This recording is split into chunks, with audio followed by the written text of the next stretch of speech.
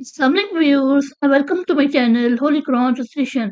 व्यूअर्स, आज मैं आपके लिए सूरत अल अनाम के रुकू नंबर 5 की किरत लेके आई हूँ। व्यूअर्स, सूरत अल अनाम के रुकू नंबर 5 में आयत नंबर 42 से लेके आयत नंबर 50 तक आयत हैं।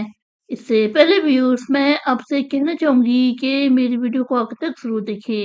अगर आपको पसंद आए तो उसको लाइक कर लें, इसको दूसरे के साथ शेयर कर लें और सब्सक्राइब कर लें और साथ में लगे बेल के आइकन को क्लिक कर लें ताकि आने वाले वक्तों में आपको मेरी वीडियो का नोटिफिकेशन सबसे पहले मिलता रहे।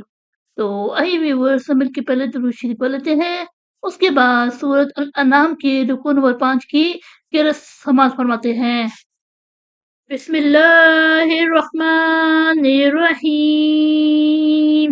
अल्लाहुम्मा सल्लि अला मुहम्मद वअला आलि मुहम्मद कमा सल्लैता अला इब्राहीम वअला आलि इब्राहीम इन्नका हमीदुम मजीद। अल्लाहुम्मा बारिक अला मुहम्मद वअला आलि मुहम्मद कमा बारकता अला इब्राहीम वअला आलि इब्राहीम इन्नका हमीदुम मजीद। أعوذ بالله من الشيطان الرجيم. بسم الله الرحمن الرحيم. ولقد أرسلنا إلى أمم من قبلك فأخذناهم بالبأساء والضراء لعلهم يتضرعون فلولا إذ جاءهم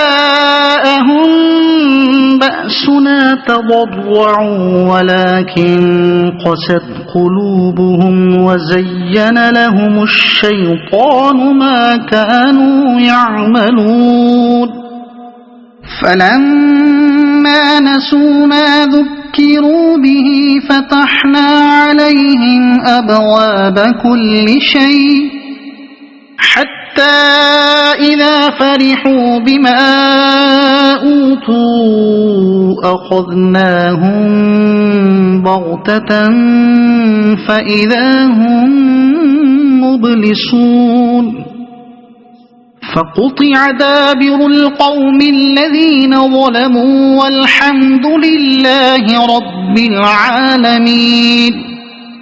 قل أرأيتم إن أخذ الله سمعكم وأبصاركم وختم على قلوبكم من إله غير الله يأتيكم به انظر كيف نصرف الآيات ثم هم يصدفون.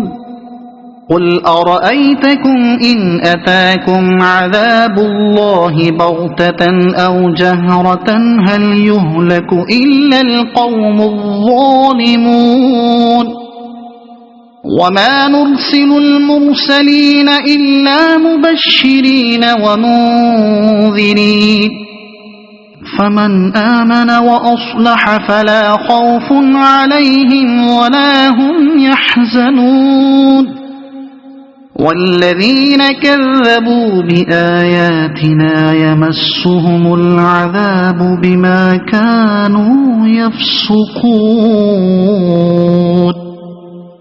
قل لا أقول لكم عندي خزائن الله ولا أعلم الغيب ولا أقول لكم إني ملك إن أتبع إلا ما يوحى إلي.